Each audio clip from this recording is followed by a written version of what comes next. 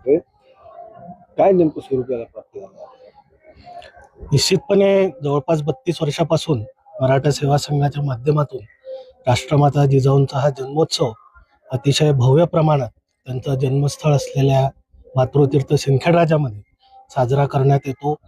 आज हा एक संघटनेचा कार्यक्रम म्हणून जरी सुरू झालेला असला तरी आज एक पूर्ण लोकोत्सव हा झालेला आहे. जगभरातून जिजाऊ प्रेमी आणि पुरोगामी विचारांवर प्रेम करणारी मंडळी या कार्यक्रमाला मोठ्या संख्येने हजेरी लावत असतात. निश्चितपणे यावर्षीही भव्य दिव्य आयोजन या कार्यक्रमाचं मराठा सेवा संघाच्या माध्यमातून होत आहे.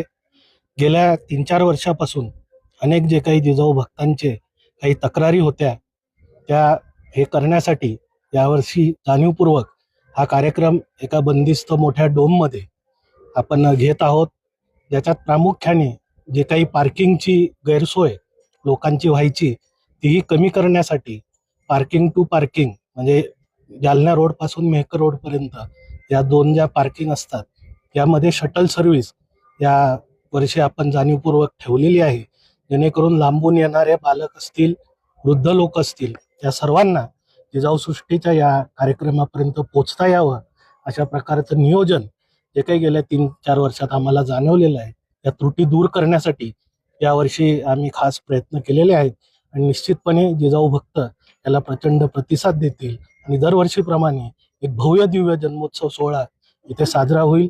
मी पुन्हा एकदा आपल्या माध्यमातून सर्व महाराष्ट्रातील आणि महाराष्ट्र बाहेरील जिजाऊ भक्तांना विनंती करतो की मोठ्या संख्येने या सोहळ्याचा आपण आस्वाद घ्यावा आणि इथून जी काही विचारांची देवाणघेवाण होते, एक विचारांचा जागर केला जातो, त्या माध्यमातून आपण या सगळ्या चळवळीशी जोडावं एवढं एक आवाहन मी करतो. धन्यवाद.